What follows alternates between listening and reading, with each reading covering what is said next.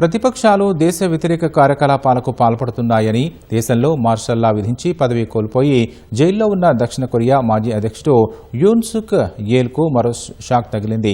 Martial లా విధించిన కేసులో యూన్ సుక్ ఇప్పటికే జీవిత ఖైదు అనుభవిస్తున్నారు. 2024 అక్టోబర్లో ఉత్తర కొరియాలోకి డ్రోన్లు పంపిన కేసులో తాజాగా మరో 30 ఏళ్లు జైలు శిక్ష ఆయనకు పడింది.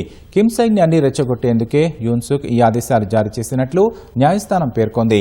చట్టవిరుద్ధంగా పార్లమెంటును తన హస్తగతం చేసుకునేందుకు ఆయన విధించిన మార్షల్ లా విఫలమవగా ఔసాకు సృష్టించుకోవడానికి ఈ చర్యలకు పాల్పడినట్లు న్యాయస్థానం తెలిపింది. యూన్తో పాటు మాజీ రక్షణ మంత్రి Kim Yong Hyun, defence counter intelligence command మాజీ అధిపతి యోయెన్ హ్యూంగ్, డ్రోన్ ఆపరేషన్స్ కమాండ్స్ మాజీ అధిపతి కిమ్ యోంగ్ డేలను న్యాయస్థానం దోషులుగా నిర్ధారించింది.